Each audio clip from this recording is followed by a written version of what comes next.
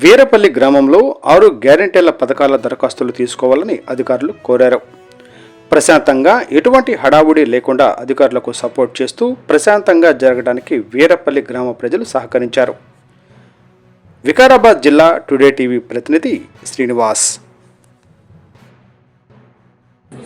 అదేవిధంగా మన శాసనసభ స్పీకర్ గారు మన ఎమ్మెల్యే గారైన శ్రీ గడ్డం ప్రసాద్ కుమార్ గారి ఆదేశానుసారం, అదేవిధంగా మన జిల్లా కలెక్టర్ గారు వికారాబాద్ గారి ఆదేశానుసారం ఈరోజు మన మండలంలో 25వ తారీఖు నుంచి పోయిన నెల ఈ నెల 6వ తారీఖు వరకు వివిధ కార్యక్రమాల్లో భాగంగా గ్రామ సభలు ఏర్పాటు చేసుకొని అభయస్థం కార్యక్రమంలో భాగంగా అన్ని దరఖాస్తులు తీసుకోవడానికి ఈ విధంగా కూర్చున్నందుకు అందరికీ స్వాగతం చెప్పుకుంటూ ముందుగా ముఖ్యమంత్రి గారి సందేశం పంపించారు. అది చదివి ఇచ్చిన తర్వాత నెక్స్ట్ కార్యక్రమం మనం స్టార్ట్ చేద్దాం. సైలెన్స్ ప్లీజ్, ఎవరు మాట్లాడదు. అందరికీ నమస్కారం. ప్రజాపాలనను కోరుకొని ప్రజాప్రభుత్వాన్ని ఎన్నుకున్నందుకు మీ అందరికీ మరొకసారి హృదయపూర్వక ధన్యవాదములు. మాట ఇచ్చినట్టుగానే ప్రమాణ స్వీకారం రోజున అభయస్థం 6 గ్యారెంటీల ఫైల్పై తొలి సంతకాన్ని చేసింది మన ప్రభుత్వం.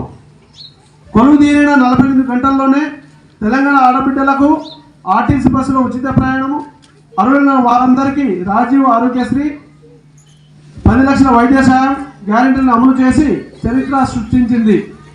అదే సంకల్పంతో మిగిలిన గ్యారెంటీలను కూడా నెరవేర్చే ప్రజాపాలన కార్యక్రమాన్ని మన ప్రభుత్వం శ్రీకారం చుట్టిందని తెలియజేసేందుకు గర్విస్తున్నాము.